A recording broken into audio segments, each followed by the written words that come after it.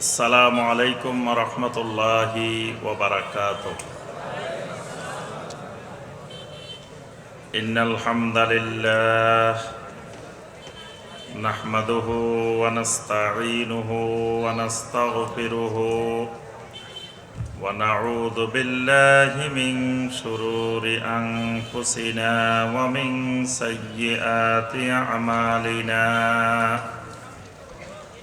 من يهده الله فلا مضل له ومن يضلل فلا هادي له وأشهد أن لا إله إلا الله وحده لا شريك له وأشهد أن محمدًا عبده ورسوله. أما بعد فإن خير الحديث كتاب الله وخير الهدي هدي محمد صلى الله عليه وسلم وشر الأمور محدثاتها وكل محدثة بدعة وكل بدعة ضلالة وكل ضلالة في النار.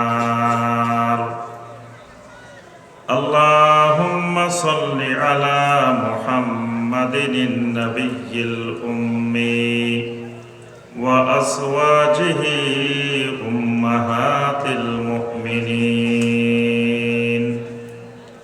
وذرياته وأهل بيته كما صليت على آل إبراهيم إنك حميد مجيد.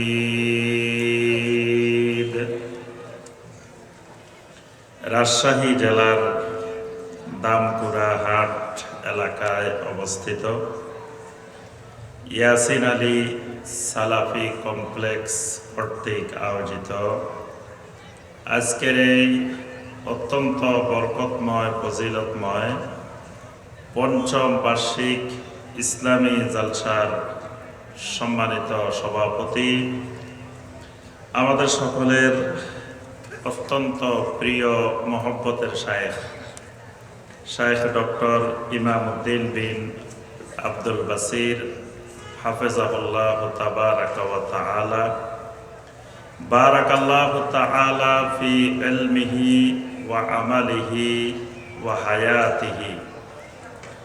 সম্মানিত প্রধান অতিথি আছেন আমাদের সকলের অত্যন্ত মহব্বতের, যিনি সবসময় এই ইয়াসিন আলী সালাফি কমপ্লেক্স নিয়েই যার জীবনের সমস্ত চিন্তা ভাবনা, ডাক্তার মোহাম্মদ মাহবুবুল ইনসান হাফেজাহুল্লাহ।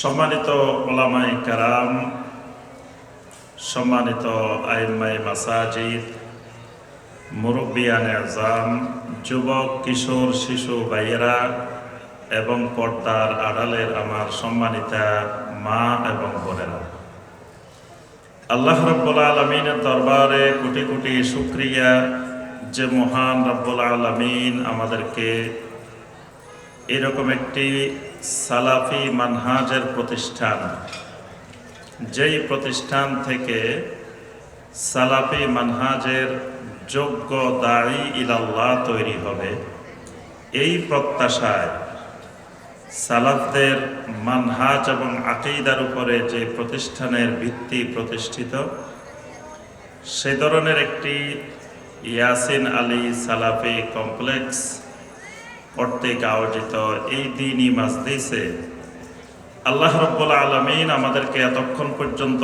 বসে থাকার, কোরআন সুন্নাহ থেকে অনেক গুরুত্বপূর্ণ বয়ান শোনার যে মহান রাব্বুল আলামিন আমাদেরকে তৌফিক দিয়েছেন, সে মহান রব্বুল আলামিনের শুকর আদায় করি। সকলে বলি আলহামদুলিল্লাহ। আর একটু জোরে আলহামদুলিল্লাহ। আপনাদের ঈমান বাড়ে নাই মাহফিলে আসার পরে? কয় না, মানে বাড়ে নাই। কি ঈমান বাড়ছে? তো বাড়লে তো আলহামদুলিল্লাহর আওয়াজ তো বাড়বে, আওয়াজে বোঝা যায় বাড়ে নাই। ঈমান যদি থাকে তাহলে তো ঈমান বাড়বে, কি বলেন? ঈমান যদি না থাকে তাহলে বাড়ারও সম্ভাবনা নাই, কমারও সম্ভাবনা নাই। ঈমানে নাই তো বাড়বে কি কমবে কি? তা আমরা যেহেতু আলহামদুলিল্লাহ আমাদের সবার ঈমান আছে, তো কি এদিক দিয়ে আছে না পিছনের দিক দিয়ে আছে? আলহামদুলিল্লাহ। আল্লাহ পাক আমাদের ঈমানকে আরো বাড়িয়ে দিন। আলহামদুলিল্লাহ। আজকে শ্রোতা মনে হচ্ছে খুব মেধাবী মেধাবী স্টুডেন্ট। আলহামদুলিল্লাহ। আল্লাহ পাক আমাদের মেধাকে, এলেমকে আল্লাহ পাক আরো বাড়িয়ে দিন। আলহামদুলিল্লাহ। আজকের যিনি সম্মানিত সভাপতি আমার পাশে বসা আছেন, আমাদের দুইজনের নাম কিন্তু একই রকম। একজন ইমাম হুসাইন, একজন ইমাম উদ্দিন। অন্য সময় আমাকে দেখেন পাগড়ি পরা, আজকে কিন্তু শায়েখ পাগড়ি পরা। আলহামদুলিল্লাহ। আলহামদুলিল্লাহ। শায়েখের সাথে আমার অনেক ধরনের সাদৃশ্যতা আছে, এই জন্য আমাদের দুইজনের মধ্যে খুব মহব্বত আছে। এক জায়গায় প্রোগ্রামে গেছি, এখন আমি বাসা ভিতর থেকে রুম থেকে বের হয়েছি, জুতা পায়ে দিছি, দেখে যে আমার জুতা পায়ে ঠিক মতো লাগে না, মনে হয় ছোট ছোট মনে হয়। আমি চিন্তা করতেছি কি ব্যাপার আজকে হঠাৎ করে এখন আমার জুতা ছোট হয়ে গেল কেন? পরে দেখি যে আরো এক জোড়া আছে একই রকম, মানে দুইজনের জুতা মিলে গেছে, একই জুতা। আমারটা একটু বড়, শাইকেরটা একটু ছোট। আর অনেক জায়গায় শাইককে দাওয়াত দিতে যায় আমাকে দাওয়াত দেয়, আমাকে দাওয়াত দিতে যায় শাইককে দাওয়াত দেয়। শাইক এই বিড়ম্বনায় পড়েন মাঝে মাঝে। ওই দিন জামালপুর থেকে একজন আমাকে ফোন করে বলতেছেন, শাইক আপনার পরিচিতিটা কি লিখবো? পরিচালক ইয়াসিন আলী সালাফিয়া মাদ্রাসা লিখলে হবে? আমাকে জিজ্ঞাসা করতেছে। তা আমি বললাম তো বুঝে গেছি আমি ঘটনা কোথায়। আমি বললাম না, আমি তো সালাফি কমপ্লেক্সের পরিচালক না, আপনারা তো ভুল করে ফেলছেন। তা আলহামদুলিল্লাহ আজকে শাইখের সভাপতিত্বে আল্লাহ পাক আমাদেরকে আলোচনা করার, শোনার তৌফিক দিয়েছেন। এবার আবারও একটু শুকরিয়াতান বলি আলহামদুলিল্লাহ। সম্মানিত ভাই ও বোনেরা, আমার পরে ইনশাআল্লাহ আমাদের সবার খুব প্রিয় আমাদের সম্মানিত ভাই রুহুল আমিন হাফেজাহুল্লাহ, যিনি ব্রাদার রাহুল হোসেন নামে পরিচিত। তো ভাই ইনশাআল্লাহ আলোচনা করবেন, আপনারা সেই আলোচনা শুনে তারপরে ইনশাআল্লাহ যাবেন। রাজি আছি তো? ইনশাআল্লাহ। সম্মানিত ভাই ও বোনেরা, এবার আসেন আমাদের ক্লাসে শুরু করি। ক্লাসের সময় কম, এই জন্য ক্লাসে বেশি সময় নষ্ট করা যাবে না। যেটা জিজ্ঞাসা করব এটার উত্তর দেবেন। কি আপনি কি করতে চাইতেছেন? না না, কাছে আনিয়েন না, বড় আরো দূরে দেন। মাইক মনে হয় দুর্বল নাকি? না না না, তাহলে এত কাছের দরকার, আর একটু সামনে দেন। হ্যাঁ তেমনি থাক, মাইক না হইলেও চলবে ইনশাল্লাহ। আর মাইক যখন ঠেলাঠেলি করে তখন আমরা বুঝি যে মাইকের দুর্বলতা আছে। আচ্ছা যাই হোক, তো আলহামদুলিল্লাহ আমরা ক্লাসে সময় নষ্ট করবো না। তো মাঝে মধ্যে কিছু জিজ্ঞাসা করলে হ্যাঁ না কিছু তো বলা লাগবে নাকি? আলহামদুলিল্লাহ, তাহলে আমি বুঝবো যে আমার কথা আপনারা বুঝতেছেন। বলেন তো দেখি আমাদের দ্বীনের নাম কি? মাশাআল্লাহ। কবরে যখন জিজ্ঞাসা করবেন আমাদেরকে ওয়ামা দীনুকা, কি বলবো? খালি ইসলাম করবেন, আর কিছু বলবেন না। দীনিয়াল ইসলাম। তাহলে আমাদের দ্বীনের নাম হলো কি? ইসলাম। আলহামদুলিল্লাহ, আল্লাহ পাক আমাদেরকে ইসলামের মতো একটা দ্বীনের অনুসারী হওয়ার আল্লাহ পাক তৌফিক দিয়েছেন। এটা আল্লাহর বিরাট নেয়ামত। এজন্য আবারও শুকরিয়াতন বলেন আলহামদুলিল্লাহ। আচ্ছা, এবার বলবেন ইসলাম কি সর্বশ্রেষ্ঠ ধর্ম না সর্বনিম্ন ধর্ম? এই তো ফেল করে গেছেন আপনারা। আবার আগে মনে করছিলাম মেধাবী, এবার দেখি যে তো ফেল করে গেছেন। এবার নাম্বার পাইছেন 0। ইসলাম সর্বশ্রেষ্ঠ না সর্বনিম্ন? সর্বশ্রেষ্ঠও না সর্বনিম্নও না। ইসলাম কি একমাত্র ধর্ম। ইসলাম একমাত্র ধর্ম। এই জায়গায় বিরাট গলত। আল্লাহ রাব্বুল আলামিন সূরা আলে ইমরানের 19 নম্বর আয়াতে কারিমায় আল্লাহ পাক বলছেন, ইন্নাদ-দীনা ইনদাল্লাহিল ইসলাম। আল্লাহ রাব্বুল আলামিনের কাছে একমাত্র মনোনীত দ্বীন হলো ইসলাম।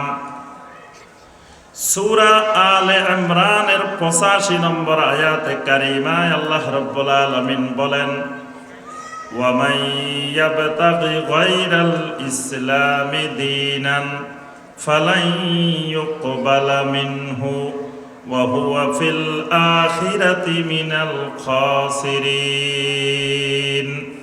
আল্লাহ রাব্বুল আলামিন বলেন, বান্দারে, ইসলাম ছাড়া যদি অন্য কোনো দিন তুমি তালাশ করো, ফালাই ইউকবালা মিনহু, আল্লাহ রাব্বুল আলামিন সেটা তোমার থেকে গ্রহণ করবেন না। অর্থাৎ আল্লাহ রাব্বুল আলামিনের কাছে গ্রহণযোগ্য একমাত্র দ্বীনের নাম হলো ইসলাম। ইসলাম বাদে আর কোন দ্বীন, আর কোন ধর্ম আল্লাহ রাব্বুল আলামিনের কাছে গ্রহণযোগ্য নয়। যদি বলেন ইসলাম সর্বশ্রেষ্ঠ ধর্ম, তার অর্থ হলো আরো কয়েকটা আছে। ইসলাম 1 নম্বরে, 2 নম্বরে একটা আছে, 3 নম্বরে একটা আছে, 4 নম্বরে একটা আছে, 5 নম্বরে একটা আছে। যতগুলা ইসলাম ছাড়া দ্বীনে বাতিল আছে, ইসলাম হলো একমাত্র দ্বীনে হক। বাকি যত দ্বীন আছে সবগুলা হলো দ্বীনে বাতিল। আল্লাহ রাব্বুল আলামিন রাসূলকে পাঠিয়েছেন দ্বীনে হক দিয়ে। ওয়াল্লাযী আরসালা রাসূলাহু বিল হুদা ওয়া দীনিল হক। দ্বীনে হক নিয়ে আল্লাহ পাক রাসূল পাঠাইছেন। বাকি যত দ্বীন আছে সব দ্বীন হলো দ্বীনে, কথা কয় না, দ্বীনে কি? বাতিল। সূরা আল কাফিরুন সর্বশেষ আয়াত, লাকুম দীনুকুম ওয়ালিয়া দীন। আল্লাহ পাক বলেন, রাসূল আপনি বলে দিন, তোমাদের দ্বীন তোমাদের জন্য, আমার দ্বীন আমার। তো তোমাদের দ্বীন মানে কাদেরকে বলা হয়েছে? কাফেরদেরকে। প্রথম সম্বোধনটা কুল ইয়া আইয়ুহাল কাফিরুন। তাহলে লাকুম মানে ও কাফেরেরা, তোমাদের দ্বীন তোমাদের জন্য। তাহলে কাফেরদেরটাকেও আল্লাহ দ্বীন বলছেন, কিন্তু ওই দিনটা দ্বীনে হক না, ওই দিনটা হলো দ্বীনে বাতিল।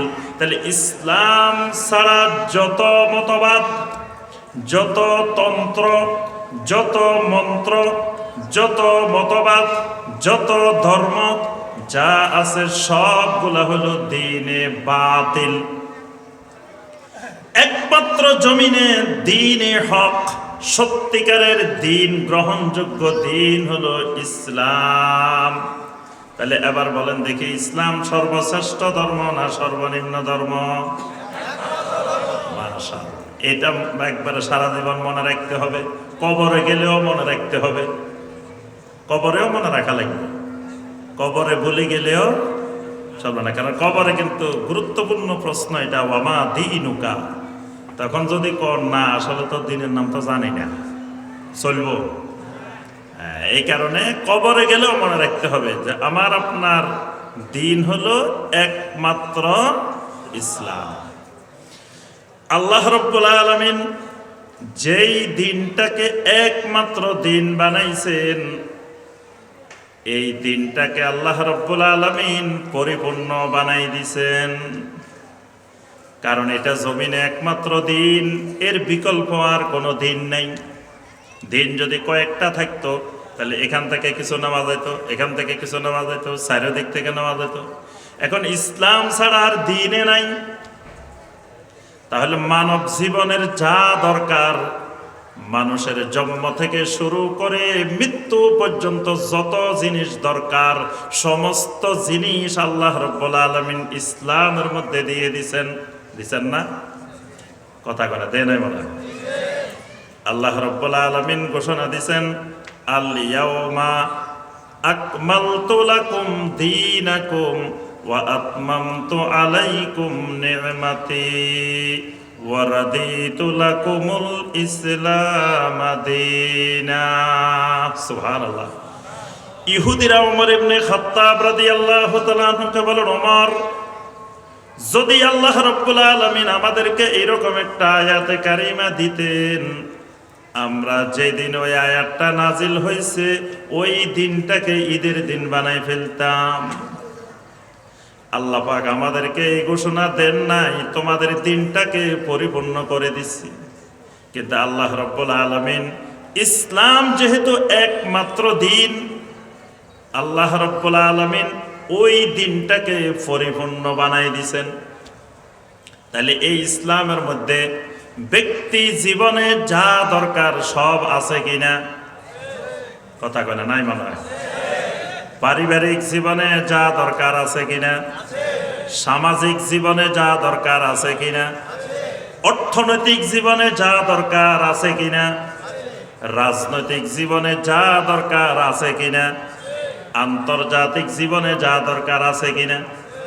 কথা কয় না, মনে হয় নাই, সন্দেহ আছে। সব আছে ইসলামের মধ্যে, আছে না? আচ্ছা, এখন যদি সব কিছু থাকে তাহলে কিছু জিনিস ইহুদিদের থেকে নেওয়া যাবে কিনা? খ্রিস্টানদের থেকে, হিন্দুদের থেকে, বৌদ্ধদের থেকে যাবে না। যদি নেন, যদি বলেন যে না, কিছু ইহুদিদের থেকে নিমু, কিছু খ্রিস্টান থেকে নিমু, কিছু হিন্দু থেকে নিমু, কিছু বৌদ্ধ থেকে নিমু, কিছু নাস্তিক থেকে নিমু, সবগুলোর থেকে কিছু কিছু নিমু, তো নিলে কি হবে?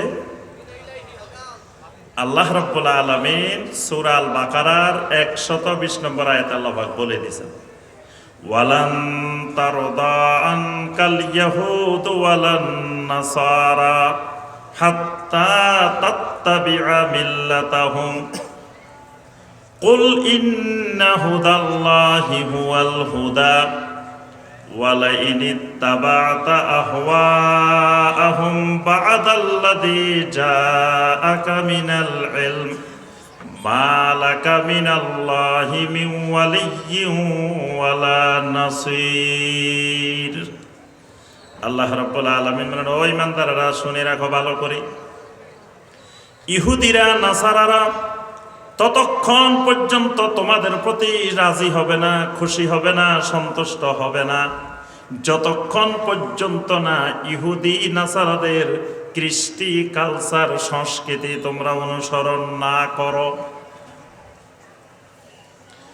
তবে তোমরা জেনে রাখো, ইন্না হুদাল্লাহি হুয়াল হুদা, আল্লাহর জমিনে আল্লাহর হুদাটাই হলো একমাত্র হুদা। আল্লাহর হুদা কোনটা? আল্লাহর হুদা হলো কোরআন। আল্লাহর হুদা কোনটা? যালিকাল কিতাবু লা রাইবা ফি হুদাল লিল মুত্তাকিন। তাহলে কোরআন হলো কি? হুদা। আল্লাহ পাক বলছেন, এই কোরআনটাই হলো তোমাদের একমাত্র হুদা। এই কোরআন পাওয়ার পরে, সুন্নাহ পাওয়ার পরেও যদি ওয়ালাইন ইত্তাবা'তা আহওয়াআহুম বা'দাল্লাযী জাআকা মিনাল ইলম, এই কোরআনে কারীমের এলেম চলে আসার পরেও যদি ওই ইহুদিদের কালচার, খ্রিস্টানদের কালচার, হিন্দুদের কালচার, বৌদ্ধদের কালচার, নাস্তিকের কালচার, যদি বিজাতীয় কৃষ্টি কালচার সংস্কৃতির তুমি অনুসরণ শুরু করো, তারপরেও তুমি করো, আল্লাহ রাব্বুল আলামিন বলেন, শোনো, মা লাকা মিনাল্লাহি মিন ওয়ালিয়্যিন ওয়ালা নাসীর, তুমি আল্লাহ রাব্বুল আলামিনকে বন্ধু হিসাবে পাইবা না। আল্লাহকে কি হিসাবে পাইবা না? আল্লাহ আমাদের বন্ধু, বন্ধু না? অনেকের মনে হয় বন্ধু না। আল্লাহ আমাদের কি? আল্লাহু ওয়ালিয়্যুল্লাযীনা আমানু, আল্লাহ সকল ঈমানদারের বন্ধু, ওয়ালি। তো যদি বিজাতীয় কৃষ্টি কালচার অনুসরণ করো, তাহলে আল্লাহ বলছেন, মা লাকা মিনাল্লাহি মিন ওয়ালিয়্যিন, তুমি আল্লাহকে বন্ধু হিসাবে পাইবা না, ওয়ালা নাসির, আল্লাহকে তুমি সাহায্যকারী হিসাবেও পাইবা না। তোমার উপরে ইহুদিরা জুলুম করবে, নাসারারা তোমার উপরে অত্যাচার করবে, তুমি যত আল্লাহকে ডাকবা, আল্লাহ আর তো সইতে পারছি না, আল্লাহ সাহায্য করো। সারা পৃথিবী দোয়া করবে, আল্লাহ সাহায্য করো, এখান দিয়ে দোয়া করে, আবার সব কাজ চলে ইহুদির স্টাইলে, খ্রিস্টানের স্টাইলে। আল্লাহ বলেন, যত দোয়া করো না কেন, যত কান্নাকাটি করো না কেন, যত চেষ্টা করো না কেন, আমি আল্লাহকে বন্ধু হিসাবেও পাইবা না, আমি আল্লাহকে সাহায্যকারী হিসাবেও পাইবা না।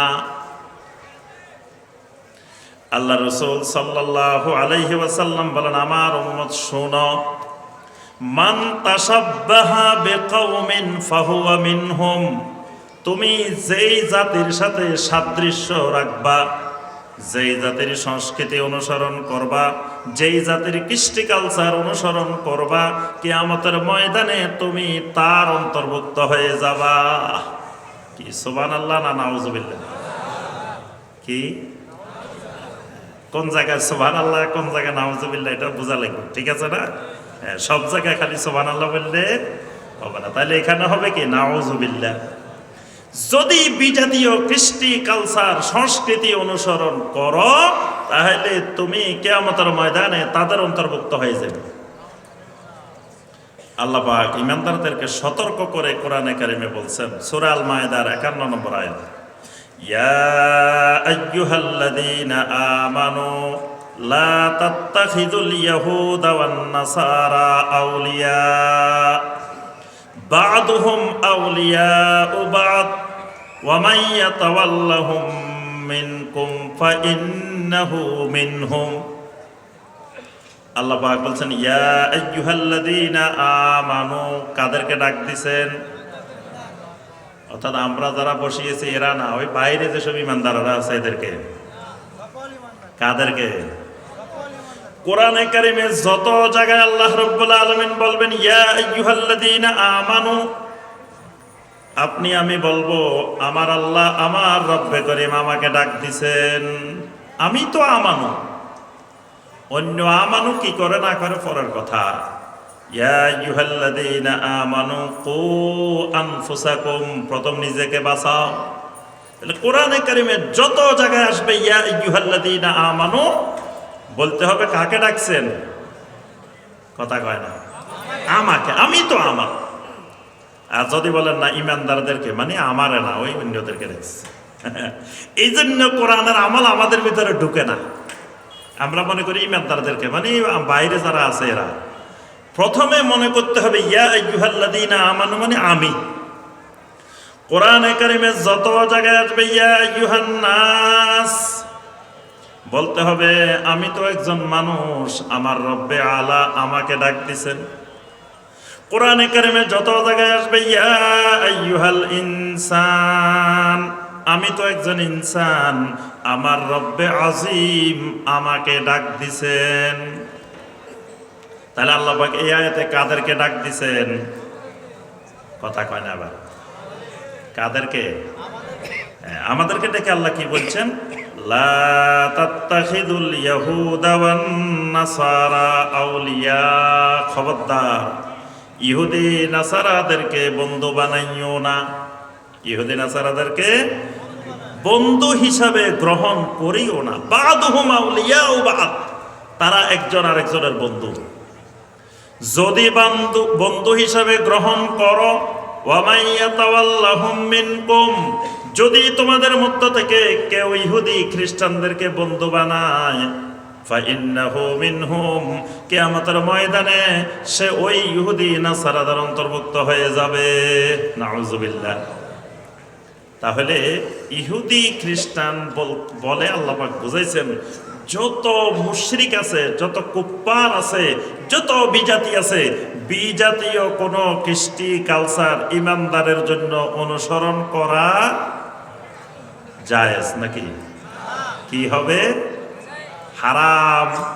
বিজাতীয় কৃষ্টি কালচার অনুসরণ করা কি হারাম। তাহলে এক নম্বরে জানলাম, ইসলামের বাহিরে যত দুনিয়াতে অমুসলিম আছে, যত কুফফার আছে, মুশরিকিন আছে, যত রকমের মানুষ আছে, এদের কোনো সংস্কৃতি কৃষ্টি কালচার মুসলিমের জন্য গ্রহণ করা জায়েজ নাই, হারাম। এবার আসেন, বিজাতীয় কৃষ্টি কালচার আমাদের সমাজে আছে কিনা? এদিকে নাই, রাজশাহীর দিকে নাই, আছে? আছে। এবার আসেন একটা একটা শুনি কি কি আছে। আপনারা আমার থেকে আরো ভালো জানেন, তাও দুই একটা বলি। আচ্ছা, এবার বলেন দেখি, দাড়ি রাখা এটা কাদের সংস্কৃতি? কি কথা কয়টা দিকে? এবার দাড়ি রাখাটা কাদের সংস্কৃতি? হ্যাঁ, মুসলিম সংস্কৃতি। মুসলিম সংস্কৃতি না? আচ্ছা, দাড়ি না রাখা এটা কাদের সংস্কৃতি? যে অমুসলিমদের, বিজাতীয়দের, হিজড়াদের। হিজড়া চিনেন নেই আপনারা? মানে হিজড়া চিনেন না? আমরা ঢাকা শহরে সবসময় এদের অত্যাচারে অতিষ্ঠ। ঢাকা শহরে বাসে, ট্রেনে, গাড়িতে, রাস্তায়, সব জায়গায় এদের নির্যাতনে, অত্যাচারে, এদের সন্ত্রাসী কার্যক্রমে মানুষ অতিষ্ঠ। রাস্তা রাস্তায় চাঁদাবাজি, বাচ্চা একটা হয়েছে শুনলে সেখানে চাঁদাবাজি, বিয়ে শুনলে ওখানে চাঁদাবাজি, সব জায়গায় যায় যে খালি এরা সন্ত্রাসী কায়দায় চাঁদাবাজি করে না? নবী সাল্লাল্লাহু আলাইহি ওয়াসাল্লামের যুগে যত পুরুষ মানুষ ওই মক্কা মুকাররমায় বসবাস করত, এমন কোন পুরুষ মানুষ ছিল না যেই পুরুষ মানুষের দাড়ি ছিল না। আরবের লোকেরা যদি দেখতো একটা লোকের দাড়ি নাই, বুঝতো এই লোকটা হলো হিজড়া, এটা পুরুষ না। এই লোকটা কি? এটা পুরুষ না, এই জন্য এই লোকের দাড়ি নেই। পুরুষ মানি দাড়ি থাকে। এই কারণে নবী সাল্লাল্লাহু আলাইহি ওয়াসাল্লাম কোন হাদিসে দাড়ি রাখতে বলেন নাই, দাড়ি রাখো এই কথা বলেন নাই। কারণ পুরুষ মানি তো দাড়ি রাখবেই, সে মুসলিম হইলেও রাখবো, অমুসলিম হইলেও রাখবো, যে কেউ রাখবে। নবী সাল্লাল্লাহু আলাইহি ওয়াসাল্লাম বারবার খালি বলছেন, দাড়িগুলোকে ছেড়ে দাও, দাড়িগুলো ছেড়ে দাও, দাড়ি লম্বা করো, দাড়ি লম্বা করো, এটা বলছে। দাড়ি রাখো বলেন নাই। তার অর্থ হইল পুরুষ মানে দাড়ি রাখবেই, কিন্তু দাড়িটা লম্বা করতে বলছেন। তাহলে এই দাড়ি রাখা নবীওয়ালা সুন্নাহ। আল্লাহর জমিনে যত আম্বিয়া আলাইহিমুস সালাম আসছেন, সমস্ত নবী রাসূলেরা দাড়িওয়ালা ছিলেন। কি দাড়ি ছিল না এরকম কোন নবীর নাম শুনছেন? কোন একজন নবীর নাম বলতে পারবেন এই নবীটা দাড়ি ছিল না, এরকম নবী ছিলেন?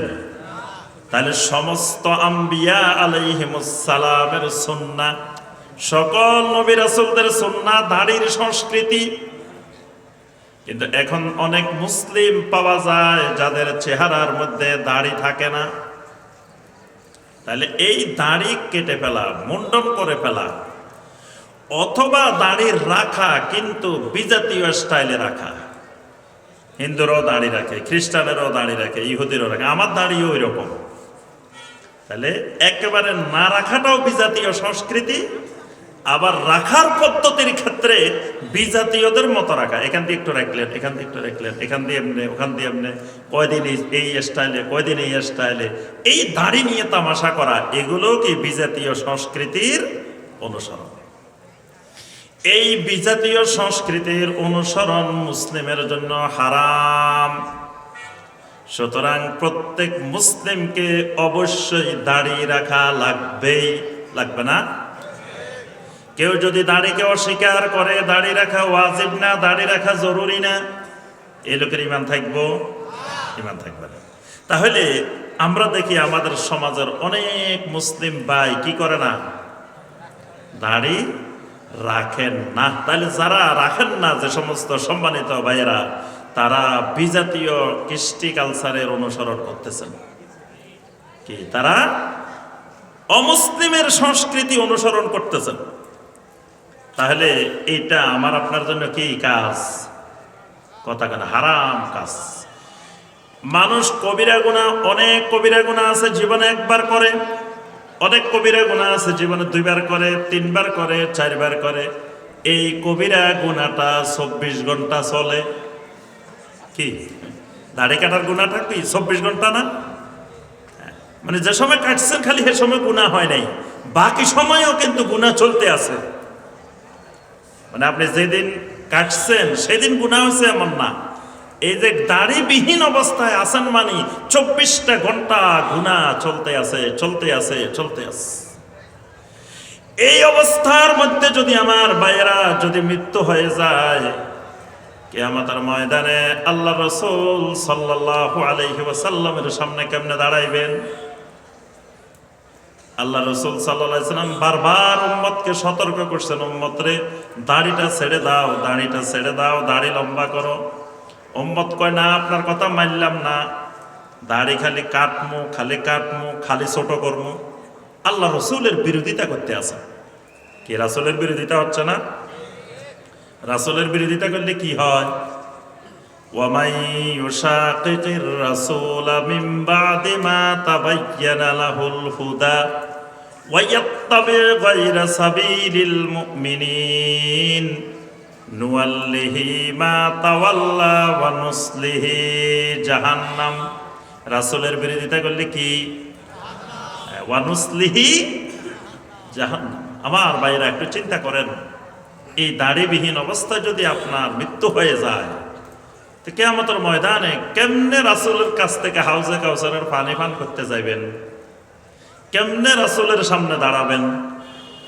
রাসূলের একটা বিরুদ্ধাচরণ করে আপনি রাসূলের সামনে দাঁড়াবেন, শাফাআত পাইবেন, হাউজে কাউসার পান করবেন, কত আশা করে বসে আছেন। এজন্য মৃত্যু কোন সময় চলে আসবে ঠিক নাই। দাড়িটা একটু রেখে দেওয়ার চেষ্টা করব। সবাই রাজি আছি তো ইনশাআল্লাহ? আল্লাহ পাক আমাদেরকে তৌফিক দান করুন। এরপরে আসেন আমার ভাইরা এবং বোনেরা, দেখা যায় রাস্তায় অনেক যুবক ভাই হাফ প্যান্ট পরে পরে ঘুরে। আপনাদের এদিকে মনে হয় নাই? হাফ প্যান্ট পার্টি দেখছেন না? অনেক যুবক মানুষ লজ্জা নাই, হায়া নাই, শরম নাই, হাফ প্যান্ট পরে ঘুরে। মায়ের সামনেও হাফ প্যান্ট পরে ঘুরতেছে, বোনের সামনেও হাফ প্যান্ট পরে ঘুরতেছে, বিভিন্ন জায়গায় মানুষের সামনে রাস্তা দিয়েও হাফ প্যান্ট পরে ঘুরে। বড় মানুষ হাফ প্যান্ট পরে ঘুরে, এরকম আছে না? এই হাফ প্যান্ট পরে ঘুরা এটা ইসলামী সংস্কৃতি না, এটা মুসলমান সংস্কৃতি না, এটা ইহুদিদের নাসারাদের বিজাতীয় কৃষ্টি কালচার। এটা মুসলিম যুবকের জন্য হারাম। এটা মুসলমান যুবকের জন্য কি হারাম, কবিরা গুনাহ। হাফ প্যান্ট পরে ঘুরতে দেওয়া যাবে না। বাপেরা যারা আছেন কড়া নির্দেশ দিবেন আপনার সন্তান যেন হাফ প্যান্ট পরে না ঘুরে। মায়েরা কড়া নির্দেশ দিবেন আপনার ছেলে যেন হাফ প্যান্ট পরে না ঘুরে। কি ঠিক আছে না? মা বাবারা রাজি আছেন? মুরব্বীরা রাজি আছেন? মুরব্বীরা কথা কয় না, কয় না আমার কথা তো আমার ছেলে শুনে না। মুরব্বীরা মনে মনে কয়, মুরব্বীরা কয় ছেলে তো কথা শুনে না। কি মুরব্বীরা রাজি আছেন তো নাকি? আলহামদুলিল্লাহ, এই এলাকার মুরব্বীরা খুব ভালো মানুষ। আল্লাহ পাক এই এলাকার মুরব্বীদেরকে হায়াতে তয়্যিবা দান করুন। তাহলে হাফ প্যান্ট পরে ঘোরা এটা কি সংস্কৃতি? বিজাতীয় কুফফারদের, মুশরিকদের সংস্কৃতি। ভালো প্যান্ট এখান দিয়ে সিঁড়া, এখান দিয়ে সিঁড়া, এরকম প্যান্ট দেখছেন না? হ্যাঁ, সিঁড়া প্যান্ট পরা এটা দেখছেন না? দেখবেন অনেকে দেখি সিডা প্যান্ট পরে পরে ঘুরে। ওই ইউরোপের রাস্তায়, আমেরিকার রাস্তায় কোনো খ্রিস্টান সন্তান, কোনো কাফেরের সন্তান, মুশরিকের সন্তান কোনো কারণে প্যান্ট কাঁদি ছিঁড়ে গেছে, হ্যাঁ, অথবা ইচ্ছা করে কাটে দিছে, মুসলমান ছেলেরা, মুসলমান সন্তানেরা এমন কালচারাল ক্ষেত্রে এতিম হয়ে গেছে, মনে হয় তাদের ইসলামের মধ্যে কোনো কালচার নাই, এরা এতিমের মতো তাকাই থাকে। ওখানে যদি দেখে সিডা প্যান্ট, হে বাংলাদেশে বসে সিডা প্যান্ট পরা শুরু করে।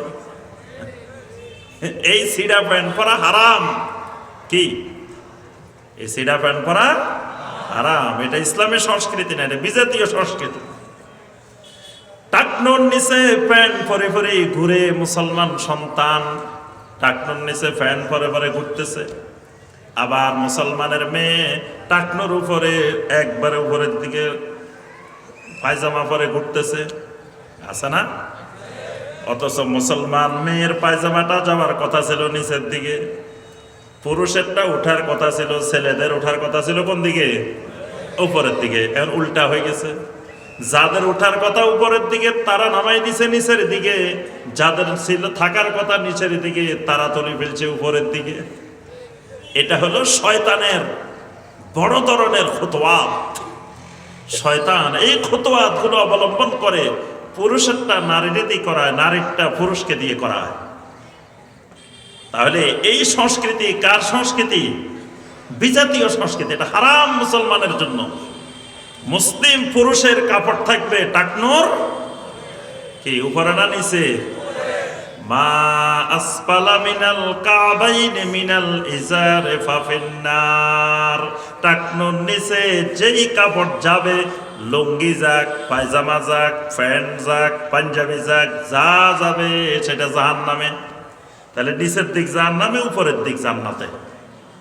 কি এরকম হওয়া হইতে পারে? ওই নিচের দিক জাহান্নামে মানে পুরাটাই জাহান্নামে। আর একটা জিনিস মনে রাখবেন, কিয়ামতের ময়দানে আল্লাহ রাব্বুল আলামিন যাদেরকে জাহান্নামে পাঠাইবেন, এদেরকে কিন্তু এভাবে পাঠাবেন না আমরা যেভাবে হাঁটি।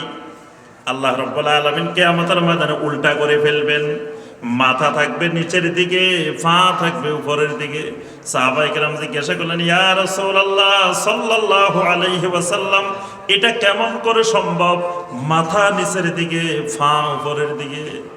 আল্লাহ রাসূল সাল্লাল্লাহু আলাইহি ওয়াসাল্লাম বলেন, যে আল্লাহ রাব্বুল আলামিন তোমাদেরকে পা নিচের দিকে দিয়ে মাথা উপরের দিকে দিয়ে চলার শক্তি দিছেন, সেই আল্লাহ মাথা নিচের দিকে পা উপরের দিকে দিয়েও চলাতে পারেন। আল্লাহু আকবার। তাহলে কিয়ামতের ময়দানে কিন্তু পা উপরের দিকে, পা কিন্তু নিচের দিকে না। তাহলে ওই নিচের অংশ জাহান্নামে যাবে, মানে কি উপরের দিক জাহান্নামে। তো উপরেরটা জাহান্নামে গেলে নিচেরটা কোথায়? নিচেরটাও জাহান্নামে। তাহলে টাকনোর নিচে কাপড় পরা কি যাবে না। আচ্ছা, এবার বলেন দেখি, রাস্তা দিয়ে একজন মহিলা বের হয়েছে, বোরকা পরে বের হয়েছে, হেজাব পরে বের হয়েছে, এটা কার সংস্কৃতি? এটা ইসলামের সংস্কৃতি, আমাদের দ্বীনের সংস্কৃতি। ইসলাম এটাকে ফরজ করে দিয়েছেন। একটা মেয়ে বের হয়েছে, একজন মহিলা বের হয়েছেন, হেজাব নাই, পর্দা নাই। এই বেপর্দা বের হওয়া এটা কার সংস্কৃতি? এটা বিজাতীয়, কুফরি, শিরিকি, মুশরিকদের, কুফফারদের কালচার। সুতরাং একজন মুসলিম মহিলা, মুসলিম মেয়ে পর্দাবিহীন রাস্তায় বের হইতে পারেন না। আল্লাহ রাব্বুল আলামিন বলেন, ওয়ালা ইউবদিনা যিনাতাহুন্না ইল্লা মা যাহারা মিনহা। কোন মুসলিম নারীর, মুমিনা নারীর যেন কোন ধরনের সৌন্দর্য বাহিরে প্রকাশ না পায়। তার চেহারার সৌন্দর্য বাহিরে যেন প্রকাশ না পায়, তার শরীরের কোনো অংশের সৌন্দর্য যেন বাহিরে প্রকাশ না পায়, তার যেন অলংকারের সৌন্দর্য বাহিরে প্রকাশ না পায়, তার সুগন্ধির বহিঃপ্রকাশ যেন বাহিরে না পায়, তার পায়ের কোনো সৌন্দর্য যেন বাহিরে প্রকাশ না পায়, অর্থাৎ তার পুরা শরীরের কোনো জিনাত, কোনো সৌন্দর্য যেন বাহিরে প্রকাশ না পায়। ওই বাহিরে প্রকাশ পাওয়া এটা ইসলামের সংস্কৃতি না, এটা বিজাতীয় সংস্কৃতি। তাহলে কোন মুসলিম মা বোন বেপর্দা বের হওয়া কি হালাল না হারাম? হারাম। এবার আসেন, জন্মদিন পালন করা, বার্থডে পালন করা, এটা মনে হয় ইসলামের সংস্কৃতি। কি এটা বিজাতীয় সংস্কৃতি? আপনাদের এলাকায় মনে হয় বার্থডে করে না? করেনি? বার্থডে পালন করে, সন্তানের বার্থডে পালন করে, জন্মদিন পালন করে। এখন আবার টাকা পয়সা এত বাড়ছে, জন্মদিন বছরে 2 বার করে। এটা জানেন না? জন্মদিন এখন আর বছর একবার না, আগে তো বছর একবার, যেদিন জন্ম তারিখ সেদিন বার্থডে। এখন জন্মদিন 2 বার বছরে, 6 মাসে একবার। তো 6 মাসের বার্থডে পালন করতে হলে কেক থাকবো অর্ধেক, বুঝছেন? 1 বছরের বার্থডে হলে কেক এটা পুরা ফুল, আর 6 মাসের বার্থডে হলে কেক এটা অর্ধেক। অর্ধেক মানে এটা 6 মাসের বার্থডে।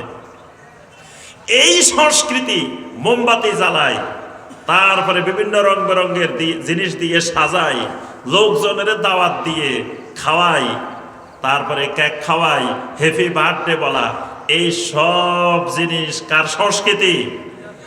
বিজাতীয় সংস্কৃতি। এটা মুসলিমদের জন্য হারাম। একটু পরে আমরা বলবো এই সংস্কৃতি অনুসরণ করলে ক্ষতিটা কোন কোন পয়েন্টে। এরপরে আসেন ম্যারেজ ডে। ম্যারেজ ডে আছে না? মুরব্বীরা করতে পারতো না, মুরব্বীরা এত সন্তান হয়েছে, কোনোদিন ম্যারেজ ডে পালন করে না। আমাদের এলাকায় একজনের বলে আপনার ছেলে মেয়ে হইতে হইতে 12 জন হয়েছে। তো 12 জনের পরে সবাই কইতেছে যে আবার বিয়ে নতুন করে দৌড়াইতে হইব, কারণ 1 ডজন সন্তান হয়ে গেছে। আচ্ছা, যাই হোক, আলহামদুলিল্লাহ এরকম 12 জন 14 জন সন্তান হয়েছে, কোনোদিন সিজারও লাগে নাই, আমাদের মুরব্বীদের কিছুই লাগে নাই। আল্লাহ পাক সুস্থভাবে আমাদের এই পূর্বপুরুষদেরকে দুনিয়াতে পাঠাইছেন। তো এই যে মুরব্বীদের এত সন্তান সন্ততি হয়েছে, কোনোদিন ম্যারেজ ডে পালন করে নাই। আর এখন বিয়ে হওয়ার আগেই ম্যারেজ ডে শুরু, বিবাহ বার্ষিকী। এই বিবাহ বার্ষিকী কার সংস্কৃতি? বিজাতীয় সংস্কৃতি। এরপরে 31শে ডিসেম্বর আসলে, ডিসেম্বরের রাত্রিবেলায়, কি দিন এটা, কি নাইট? জি, কি মুরব্বীরা বলেন দেখি, খুব কঠিন শব্দটা, 31st নাইট।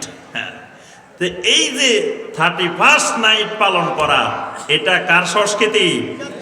বিজাতীয় খ্রিস্টানদের সংস্কৃতি। 14 ফেব্রুয়ারি আসলে আরো একটা দিবস পালন করে বাংলাদেশে। এটা কি কি দিবস? এই তো বেহায়া দিবস, ভ্যালেন্টাইন্স ডে।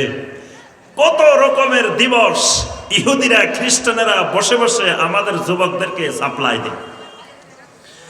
এরপরে দেখেন, বিবাহ যখন শুরু হয় মুসলিমদের, গায়ে হলুদের নামে বিশাল অশ্লীলতা শুরু হয়ে যায়। গায়ে হলুদ হয়নি আপনাদের এদিকে? এই যে গায়ে হলুদের যে বিজাতীয় কালচার, অশ্লীলতার কালচার, এটা ইসলামে আছে নাই? তাহলে এটাও একটা চরম বিজাতীয় কালচার মুসলিমদের মধ্যে ঢুকে পড়ছে। এরপরে ধরেন এই যে বর্তমানে LGBTQ, এটার ব্যাপারে অনেকেই জানা না। ব্যাপক আকারে মুসলিম যুবকদেরকে, যুবতীদেরকে নষ্ট করার জন্য সারা দুনিয়া ব্যাপী ইহুদি খ্রিস্টানদের মহা চক্রান্তগুলোর মধ্য থেকে একটা চক্রান্ত হইল এটা, যে মানুষদেরকে, যে তাদেরকে পুরুষে পুরুষে বিবাহ, নারীতে নারীতে বিবাহ।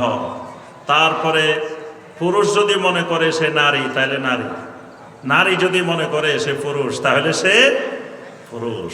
এক বিশাল শয়তানি ষড়যন্ত্র। অর্থাৎ অশ্লীলতা, জেনা, ব্যভিচার এগুলো সমাজে ছড়িয়ে দেওয়ার জন্য, বিবাহের মতো পবিত্র জিনিসটাকে কলুষিত করার জন্য, বন্ধ করার জন্য ইহুদি খ্রিস্টানদের বড় ধরনের ষড়যন্ত্র এই LGBTQ। এগুলা সব বিজাতীয় এক একটার পর এক একটা বড় বড় অ্যাটম বোমা মুসলিমদের প্রতি নিক্ষেপ করা হচ্ছে। আর মুসলিম যুবকেরা এগুলা গ্রাস করতেছে, মুসলিম যুবতীরা গ্রাস করতেছে। এগুলো মুসলিমদের জন্য কি সবগুলো হারাম। এখন আসেন, এগুলো গ্রহণ করলে মুসলমানদের অসুবিধাটা কোথায়?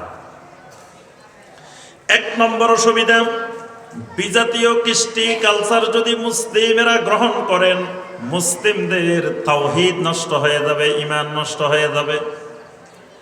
কারণ যখন বিজাতীয় কোনো কালচার, কোনো সংস্কৃতির মুসলমান অনুসরণ করবে, তখন ওই বিজাতির প্রতি তার অজান্তেই তার অন্তরের মধ্যে ভালোবাসা জন্মিবে, মহব্বত জন্মে যাবে। কেউ যদি বিজাতীয় একটা কালচার অনুসরণ করে, তো ওই জাতির প্রতি তার মহব্বত, ভালোবাসা জন্মে যায়, সে না চাইলেও জন্মে যায়। এই জন্য পৃথিবীর প্রত্যেকটা মুশরিক জাতি, মুশরিক কাউম সবাই চায় যে তার কৃষ্টি কালচারটা, তার সংস্কৃতিটা মুসলিমদের মধ্যে ঢুকাই দেওয়া যায়। ঢুকাইলে মুসলিমেরা আর ওই জাতিকে শত্রু মনে করবে না, ওই জাতিটাকে তাদের বন্ধু মনে করবে। এই কারণে এই কালচার গ্রহণ করলে প্রথম নম্বরে সমস্যা তৈরি হয় ঈমানের মধ্যে। ঈমান মূলত তাওহীদের উপরে নির্ভরশীল। তাওহীদ কত প্রকার বলেন তো দেখি? তাওহীদ কত প্রকার? জি, 3 প্রকার। একটা হলো তাওহীদুর রুবুবিয়্যাত, একটা হলো তাওহীদুল আসমা ওয়া সিফাত, আর একটা হলো তাওহীদুল উলুহিয়্যাত। তাওহীদুল উলুহিয়্যাত বা তাওহীদুল ইবাদা যেটি, এই তাওহীদুল ইবাদা আবার 3 প্রকার। একটা হলো তাওহীদুল মাহাব্বা, তাওহীদুত তাআ, তাওহীদুন নুসুক ওয়া শাআয়ার। এর মধ্যে 1 নম্বর যেই তাওহীদটা, সেটা হলো তাওহীদুল মাহাব্বা। মহব্বতটা, ভালোবাসাটা একটা ইবাদত। মহব্বতটা একটা ইবাদত। আমরা সবচাইতে বেশি ভালোবাসি কাকে? কাকে বেশি ভালোবাসেন? ওয়াল্লাযীনা আমানু আশাদ্দু হুব্বাল লিল্লাহ। যারা ঈমানদার তারা সবচাইতে বেশি ভালোবাসেন, মহব্বত করেন আল্লাহ রাব্বুল আলামিনকে। ঈমানদার সবচেয়ে বেশি মহব্বত করে, ভালোবাসে কাকে? আল্লাহ রাব্বুল আলামিনকে। যদি আল্লাহর মতো ভালোবাসা মুর্শিদের ভালোবাসে, যদি কেউ গান গায় মুর্শিদের কতই না ভালোবাসি, তাহলে আল্লাহর মতো ভালোবাসা যদি মুর্শিদকে ভালোবাসে, তখন এটা ভালোবাসার শিরিক হয়। কি হয়? ভালোবাসার, মহব্বতের শিরিক হয়। তাহলে মহব্বত, ভালোবাসা এটা একটা ইবাদত, এটা তাওহীদ। এই কারণে নবী সাল্লাল্লাহু আলাইহি ওয়াসাল্লাম বলছেন, সালাতুম মান কুন্না ফীহি ওয়াজাদা বিহিন্না হালাওয়াতাল ঈমান। কারো মধ্যে যদি 3টি গুণ থাকে, সেই ঈমানের মজা, ঈমানের স্বাদ অনুভব করে। 1 নম্বর হলো আইয়াকুন আল্লাহু ওয়া রাসূলুহু আহাব্বা ইলাইহি মিম্মা সাওয়াহুমা। আল্লাহ এবং রাসূলকে সেই দুনিয়ার সব কিছুর চাইতে বেশি মহব্বত করে, বেশি ভালোবাসে, তাহলে তো ঈমানের মজা পাইবে, ঈমানের স্বাদ পাইবে। 2 নম্বর, কোনো মানুষকে যদি দুনিয়াতে সে মহব্বত করে, একমাত্র আল্লাহর জন্য ভালোবাসে। 3 নম্বরে, ঈমান আনার পরে যদি সে কুফরি করাকে অপছন্দ করে, যেমন ভাবে জাহান্নামে যাওয়াটাকে অপছন্দ করে, তাহলে ঈমানটা মহব্বতের সাথে সম্পৃক্ত।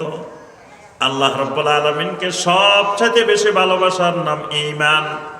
নবী সাল্লাল্লাহু আলাইহি ওয়াসাল্লামকে দুনিয়ার সবকিছুর চাইতে বেশি ভালোবাসার নাম ঈমান। নবী সাল্লাল্লাহু আলাইহি ওয়াসাল্লাম বলেছেন, লা ইউমিনু আহাদুকুম হাত্তা আকুনা আহাব্বা ইলাইহি মিন ওয়ালিদিহি ওয়া ওয়ালাদিহি ওয়ান নাসি আজমাইন। যতক্ষণ পর্যন্ত না আমি নবী তোমার মা বাবার চাইতে, সন্তান সন্ততির চাইতে, দুনিয়ার সকল মানুষের চাইতে, এমনকি তোমার নিজের নফসের চাইতেও আমি বেশি মহব্বতের না হব, ততক্ষণ তুমি ঈমানদার হও নাই। তাহলে মহব্বতটা ঈমান, মহব্বতটা।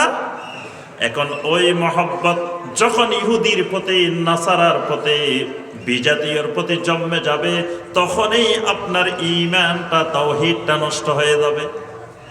ওই বিজাতীয় কালচার মুসলিমের মধ্যে ঢুকলে, মুসলিম তখন ওই বিজাতিকে আর শত্রু মনে করে না। আল্লাহ পাক কোরআনে কারিমে মুসলিমের জন্য শত্রু হিসাবে বলছেন, সকল কুফফার মুশরিকিনকে মুসলিমের শত্রু বলছেন। কিন্তু মুসলিম যখন তাদের কালচার অনুসরণ করবে, তখন তাদেরকে আর শত্রু মনে করবে না, তাদের প্রতি একটা মহব্বত জমে যাবে। আর এই মহব্বত থেকে তার ঈমানের মধ্যে, তাওহীদের মধ্যে সমস্যা সৃষ্টি হবে। এই কারণে একজন মুসলিমকে সবসময় কড়া পাহারায় থাকতে হয় যে বিজাতীয় কোনো কালচার, বিজাতীয় কোনো সংস্কৃতি যেন আমার মধ্যে ঢুকতে না পারে। এটা কড়া পাহারায় না থাকলে আপনার আবার ঈমান তাওহীদের মধ্যে সমস্যা সৃষ্টি হবে। আমরা সংক্ষেপে কয়েকটা হাদিস শুনি, তাহলে আমরা বুঝতে পারবো যে নবী সাল্লাল্লাহু আলাইহি সাল্লাম কেমন কঠোর ছিলেন যে সাহাবীদের মধ্যে যেন বিজাতীয় সংস্কৃতি না ঢুকে। আব্দুল্লাহ ইবনে আমর রাদিয়াল্লাহু তাআলা আনহু বলেন, রাআ রাসূলুল্লাহ সাল্লাল্লাহু আলাইহি ওয়াসাল্লাম সাওবাইনে মুআসবারাইনে। আমি একদিন রাসূলুল্লাহ সাল্লাল্লাহু আলাইহি সাল্লামের সামনে এমন দুইটা কাপড় পরে আসলাম, এই দুইটা কাপড়ের মধ্যে এক ধরনের রং দ্বারা রঞ্জিত, এক ধরনের ফিত বর্ণের মানে হলুদ বর্ণ ধরনের এক ধরনের আপনার রং দ্বারা রঞ্জিত দুটা কাপড় পরে আসলাম। আল্লাহ রাসূল সাল্লাল্লাহু আলাইহি ওয়াসাল্লাম দেখে বললেন, ইন্না হাযিহি মিন সিয়াবিল কুফফার ফালা তালবাসহা।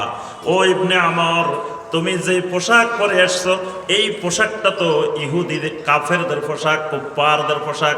খবরদার তুমি এই পোশাক পরিধান করিও না।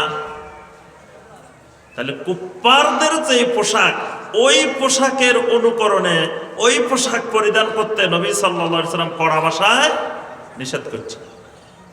এই কারণে ইহুদিদের নির্দিষ্ট পোশাক, খ্রিস্টানদের নির্দিষ্ট পোশাক, কোন বিজাতীয় নির্দিষ্ট পোশাক এটা মুসলিমের জন্য পরিধান করা হারাম, এটা মুসলিমের জন্য পরিধান করা জায়েজ নাই। আল্লাহ রাসূল সাল্লাল্লাহু আলাইহি ওয়াসাল্লাম একটা হাদিসের মধ্যে বলেন, খালিফুল ইয়াহুদ ওয়ান নাসারা ফাইন্নাহুম লা ইউসাল্লুনা ফি নিআলিহিম ওয়ালা খিফাফিহিম। ইহুদিদের নাসারাদের মুখালাফাত করো। ইহুদি নাসারারা জুতা পরে সালাত আদায় করে না, জুতা পরে মোজা পরে সালাত আদায় করে না। তার অর্থ হলো আমরা যদি জুতা পবিত্র থাকে, জুতা পরে সালাত আদায় করলে কোনো অসুবিধা নাই।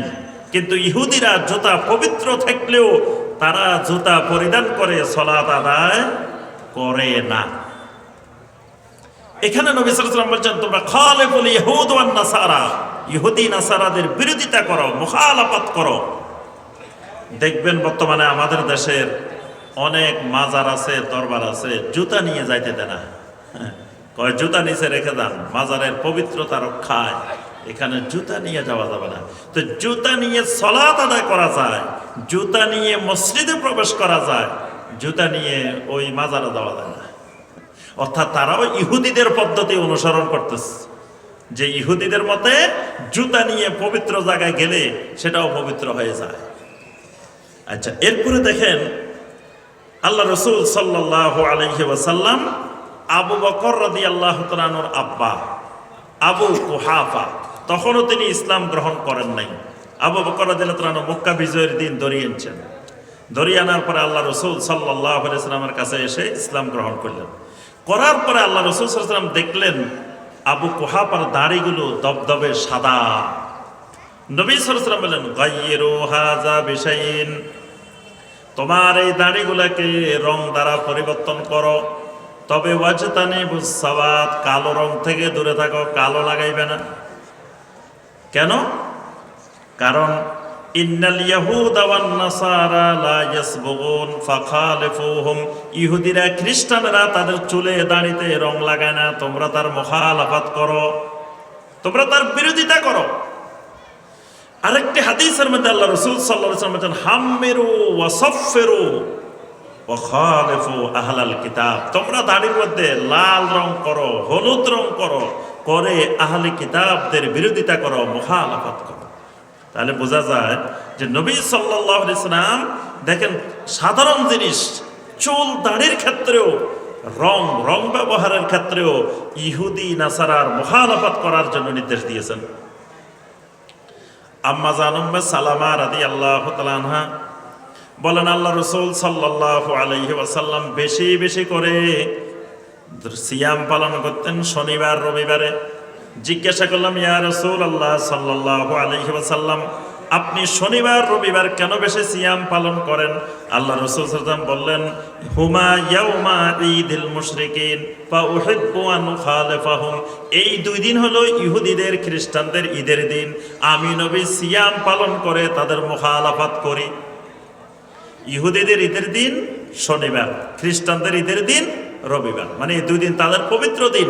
আল্লাহ রাসূল সাল্লাল্লাহু আলাইহি ওয়াসাল্লাম এই দুই দিন সিয়াম পালন করে তাদের বিরোধিতা করতেন, তাদের কালচারকে গ্রহণ করেন নাই। দেখেন আশুরার সিয়াম, আশুরার সিয়াম নবী সাল্লাল্লাহু আলাইহি ওয়াসাল্লাম কয়দিন রাখতে বলছেন? কথা কয় না। আল্লাহ রাসূল আশুরার সিয়াম কয়দিন রাখতে বলছেন? 2 দিন। কেন?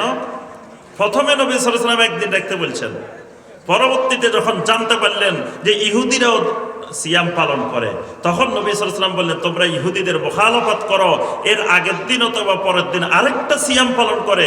ইহুদিরা করবে একদিন, তোমরা করবে 2 দিন। তাহলে দেখেন সিয়াম পালনের ক্ষেত্রেও নবী সাল্লাল্লাহু আলাইহি ওয়াসাল্লাম ইহুদিদের মুশাবাহাত, ইহুদিদের সাদৃশ্যতা করতে দেন নাই। আল্লাহ রাসূল সাল্লাল্লাহু আলাইহি ওয়াসাল্লাম বলেন, লা তুসাল্লিমু তাসলিমাল ইয়াহুদ ওয়ান নাসারা, তোমরা ইহুদি নাসারাদের পদ্ধতিতে সালাম দিও না।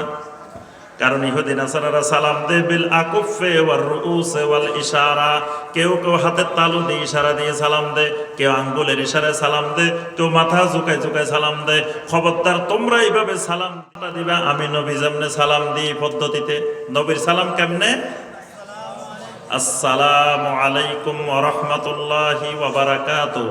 কিন্তু বর্তমানে মুসলিমেরা সালাম দেয় সালাম আলাইকুম, এরকম সালাম আলে কি বলে? সালাম আলাইকুম। তো সালাম আলাইকুম হলে ইহুদিদের সালাম। কার সালাম? ইহুদিদের সালাম। এটা মুসলমানের সালাম নয়।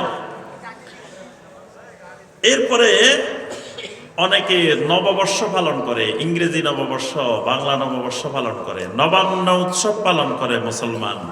অথচ ইবনে ওমর রাদিয়াল্লাহু তাআলা আনহুমা বলেন, মান বানা বিবিলাদিল মুশরিকিন ওয়া সানা নাইরুজাহুম, যদি কোনো ব্যক্তি মুশরিকের দেশে থাকার কারণে নববর্ষের উৎসব পালন করে, ওই ব্যক্তি যদি তওবা না করে নববর্ষের উৎসব তারপরে নবান্ন উৎসব পালন করে, লোকটা যদি মারা যায়, হুশরা মাহুম ইয়াউমাল কিয়ামা, কিয়ামতের দিন হাসর হবে ওই ইহুদিদের সাথে, খ্রিস্টানদের সাথে। আপনি নববর্ষ পালন করবেন, ওই নববর্ষ যখন আপনি পালন করবেন তখন দেখবেন এই নববর্ষটা মুসলিম সংস্কৃতি না, ইসলামিক কালচার না, এটা ইহুদি খ্রিস্টানদের কালচার। এইভাবে অসংখ্য হাদিসে আল্লাহ রাসূল সাল্লাল্লাহু আলাইহি ওয়াসাল্লাম তার উম্মতকে ইহুদি খ্রিস্টানদের সকল অপসংস্কৃতি থেকে দূরে থাকার জন্য নির্দেশ দিয়েছেন। শিরিক থেকে, বেদাত থেকে, কুফর থেকে যেমন দূরে থাকতে হবে, একইভাবে বিজাতীয় কৃষ্টি কালচার সংস্কৃতি থেকেও মুসলিমদেরকে দূরে থাকা ফরজ। এই জন্য আমার আপনার সন্তানদেরকে কখনো বিজাতীয় কৃষ্টি কালচারে অভ্যস্ত করা যাবে না। চুল কাটতে গেছে, চুল কাটে কাদের মতো? দেখবেন চুল কাটে ওই মুশরিকদের মতো, কাফেরদের মতো, বিজাতিদের মতো, ওদের অনুকরণে চুল কাটে। তারপরে পোশাক আশাক, ছেলেদের পোশাক, মেয়েদের পোশাক, দেখবেন ওই বিজাতিদের সিস্টেমে, বিজাতিদের পদ্ধতিতে মেয়েদেরকে, ছোট ছোট মেয়েদেরকে, মানে ছোটবেলা থেকেই ওই ইউরোপিয়ান স্টাইল, ওই বিজাতীয় খ্রিস্টানদের স্টাইলে পোশাক আশাক দিয়ে বড় করতেছে। এই বিজাতীয় কালচার মুসলিমের জন্য কি হারাম, খেয়াল রাখতে হবে। পরিবারে কোনো বিজাতীয় কালচার, বিজাতীয় সংস্কৃতি ঢুকতে দেওয়া যাবে না, এটা সবসময় খেয়াল রাখতে হবে। নিজের মধ্যেও না, নিজের স্ত্রীর মধ্যেও না, ছেলের মধ্যেও না, মেয়ের মধ্যেও না, পরিবারে কোনো বিজাতীয় কালচার নাই, কোনো বার্থডে নাই, কোনো ধরনের এই বিয়ের অপসংস্কৃতি, যত রকমের বিজাতীয় কালচার আছে এগুলা ঘরে নিজের পরিবারে পালন করতে দেওয়া যাবে না। এবং সবসময় একটা ছোট কাজের মধ্যেও, একবারে যত ছোট কাজে হোক, সেই কাজে আমাকে আপনাকে খেয়াল রাখতে হবে আমার রাসূলের সুন্নাহর আলোকে করতে হবে। প্রত্যেক কাজের মধ্যে আল্লাহ রাসূল সাল্লাল্লাহু আলাইহি ওয়াসাল্লামের সুন্নাহ আছে, সুতরাং ওই সুন্নাহ অনুসরণ করে করতে হবে, কোনো বিজাতীয় কৃষ্টি কালচার অনুসরণ করা যাবে না। ছোট জিনিসও ঢুকতে দেওয়া যাবে না। ছোট জিনিস ঢুকতে ঢুকতে ঢুকতে ঢুকতে আস্তে আস্তে এটা বিশাল আকার ধারণ করবে। সম্মানিত ভাই ও বোনেরা, ইনশাআল্লাহ আরও আলোচনা আছে, আরও গুরুত্বপূর্ণ আলোচনা হবে। তো আল্লাহ রাব্বুল আলামিন আমাদের সবাইকে, আল্লাহ পাক যেই দিনটা আমাদের জন্য একমাত্র দিন বানাইছেন, যে ইসলামের মতো মহা নেয়ামত আল্লাহ আমাদেরকে দিয়েছেন, সেই ইসলামের সংস্কৃতি, সেই ইসলামের সুন্নাহ আমাদেরকে মেনে চলার, আমাদের জীবনে বাস্তবায়ন করার আল্লাহ পাক তৌফিক দান করুন। আল্লাহ রাব্বুল আলামিন আমাদেরকে এবং আমাদের এই দেশকে, আমাদের এই জাতিকে সকল ধরনের অপসংস্কৃতি, বিজাতীয় সংস্কৃতি, ইহুদি খ্রিস্টান মুশরিকদের সকল অপসংস্কৃতি থেকে আল্লাহ রাব্বুল আলামিন হেফাজত করুন। আল্লাহ রাব্বুল আলামিন ইয়াসিন আলী সালাফি কমপ্লেক্সকে আল্লাহ পাক কবুল ও মঞ্জুর করে নিন। আল্লাহ পাক এই প্রতিষ্ঠান থেকে এমন এমন যোগ্য দায়ী ইলাল্লাহ তৈরি করে দিন, যারা সারা বাংলাদেশ নয় সারা পৃথিবীতে সালাফি মানহাজের দাওয়াত নিয়ে ছড়িয়ে পড়বে ইনশাআল্লাহ। আগামীর বাংলাদেশ সালাফি মানহাজের বাংলাদেশ ইনশাআল্লাহ। তো সুতরাং সালাফি মানহাজের বাংলাদেশ গড়তে হলে সালাফি মানহাজের দায়ী লাগবে, দায়ীর অভাব, বড় বড় দায়ী দরকার। তো এই জন্য আমাদের বাজারে মার্কেট বিশাল, কিন্তু মার্কেটে সাপ্লাই নেই। মানে আমাদের মার্কেট এখন আলহামদুলিল্লাহ সালাফি মানহাজের প্রসার বাংলাদেশের 64 জেলায় আলহামদুলিল্লাহ সালাফি মানহাজের মসজিদ আছে, মাদ্রাসা আছে, ব্যাপক বিস্তার লাভ করছে। আপনি একবারে রাঙ্গামাটির জঙ্গলে যান, খাগড়াছড়ির জঙ্গলে যান, বান্দরবনের জঙ্গলে যান, সেখানেও সালাফি মানহাজের মসজিদ আছে, মাদ্রাসা আছে আলহামদুলিল্লাহ। এই সেন্ট মার্টিন দ্বীপে যান, সেখানেও সালাফি মানহাজের মসজিদ আছে, মাদ্রাসা আছে। একেবারে জলে স্থলে সাগরে সব জায়গায় আলহামদুলিল্লাহ সালাফি মানহাজের দাওয়াত ছড়িয়ে পড়ছে। এখন ওই সকল জায়গায় ইমাম দরকার, দায়ী দরকার, খতিব দরকার, কিন্তু মার্কেটে সাপ্লাই নেই। সালাফি মানহাজের খতিব পাওয়া যাচ্ছে না, সালাফি মানহাজের শিক্ষক পাওয়া যাচ্ছে না। তাহলে এখন বেশি দরকার এই মার্কেটে ভালো ভালো খতিব, ভালো ভালো দায়ী, যোগ্য আলেম ওলামা সাপ্লাই করা। ওই সাপ্লাইয়ের জন্যই এই কারখানা ইয়াসিন আলী সালাফি কমপ্লেক্স। আল্লাহ পাক এই প্রতিষ্ঠানকে কবুল ও মঞ্জুর করে নিন। এই প্রতিষ্ঠান থেকে শাইখ বিন বাজ, শাইখ উসাইমিন, শাইখ আলবানী, ইমাম ইবনুল কাইয়্যিম, ইবনে তাইমিয়া রাহমাহুল্লাহর মতো আলেম আল্লাহ পাক তৈরি করে দিন। আমিন ইয়া রাব্বাল আলামিন। আসসালামু আলাইকুম ওয়া রাহমাতুল্লাহি ওয়া বারাকাতুহু।